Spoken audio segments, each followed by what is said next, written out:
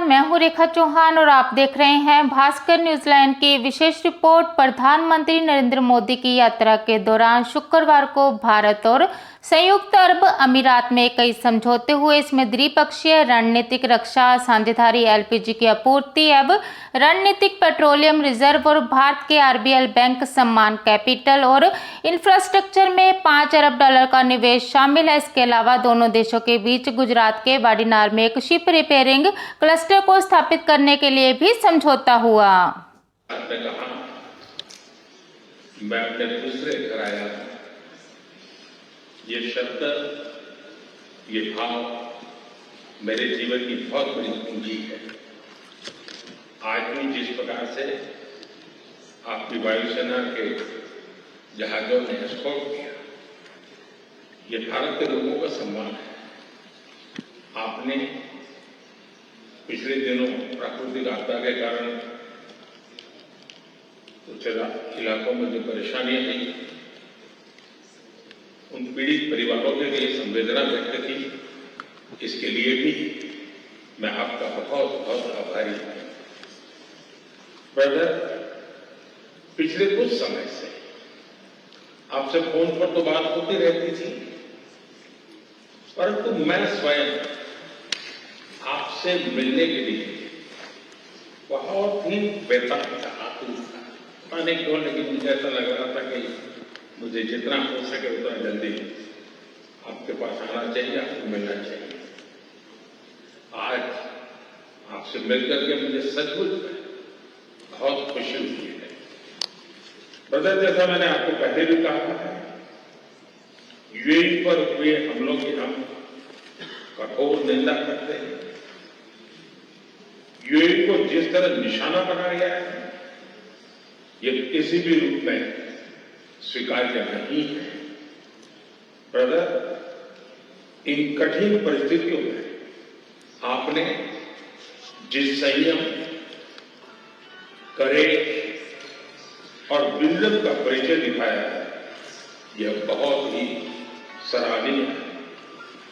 राष्ट्रीय एकता, सुरक्षा और क्षेत्रीय अखंडता को बनाए रखने में आपके नेतृत्व में उठाए गए कदमों का हम अभिनंदन करते हैं।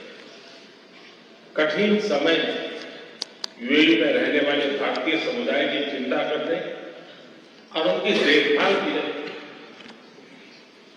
जिस प्रकार से आपने उनको अपने परिवार के सदस्यों पर संभाला है, मैं यूएई सरकार का, आपका, रॉयल फैमिली का हृदय से बहुत बहुत आभार व्यक्त करता हूं। ब्रदर, पश्चिम एशिया क्षेत्र में युद्ध की परिस्थिति का प्रभाव आज पूरे विश्व पर दिखाई दे रहा है। भारत ने हमेशा समस्याओं के समाधान के लिए डायलॉग और डिप्लोमेसी को प्राथमिकता दी है। होर्मुज को फ्री, ओपन और सेफ बनाए रखना, ये हमारी सबसे बड़ी प्राथमिकता है। इस विषय में अंतर्राष्ट्रीय कानूनों का पालन आवश्यक है। ब्रदर, भारत हर परिस्थिति में यूएई के साथ कंधे से कंधा मिलाकर खड़ा है और आगे भी खड़ा रहेगा। जल्द से जल्द शांति और स्थिरता की बहाली के लिए भारत हर संभव सहयोग देने के लिए तैयार है। ब्रदर, हमारी कॉम्प्रिहेंसिव स्ट्रेटेजिक पार्टनरशिप को निरंतर नई ऊंचाइयों तक पहुंचाने के लिए मैं आपका हृदय से बहुत बहुत अभिनंदन करता हूं। जनवरी में आपकी भारत यात्रा के दौरान हमने आपसी सहयोग को क्वालिटेटिवली अपग्रेड करने पर सहमति जताई। इतने कम समय में भी हमने सभी विषयों में उल्लेखनीय प्रगति की। दोनों टीमों के बीच भी करीबी संपर्क रहा।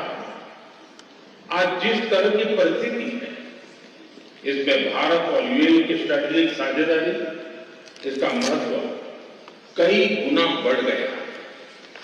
हम आने वाले समय में हर क्षेत्र में साथ मिलकर के आगे बढ़ते रहेंगे। एक बार फिर आपके आत्मीयता भरे स्वागत और गहरी मित्रता के लिए मैं हृदय से आपका बहुत बहुत आभार व्यक्त करता हूं।